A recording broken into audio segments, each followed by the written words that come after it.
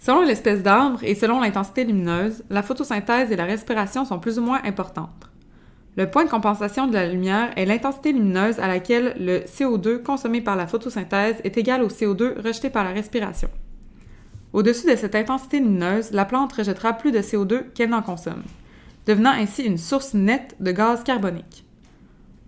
Au-dessus de ce point, la plante séquestre davantage de CO2 par la photosynthèse qu'elle n'en rejette par la respiration. Par exemple, l'érable à sucre a un point de compensation de 3%. C'est donc dire que cette espèce a besoin d'à peine 3% de la lumière du soleil pour que la photosynthèse consomme plus de CO2 que sa respiration en émet.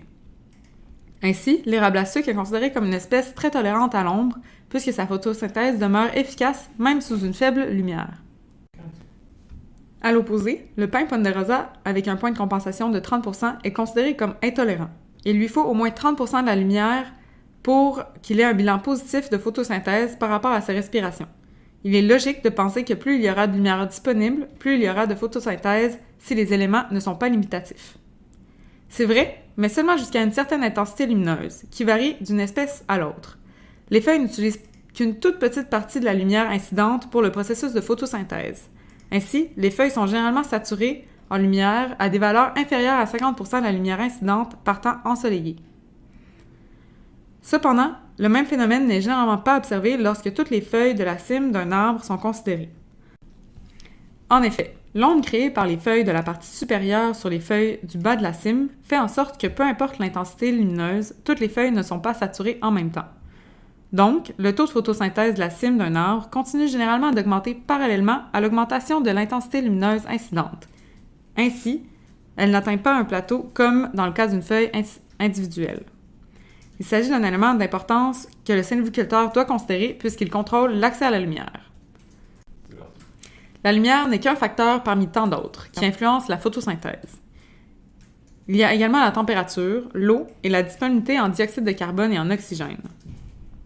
De façon générale, plus la température augmente, plus l'activité photosynthétique augmente, jusqu'à une température optimale.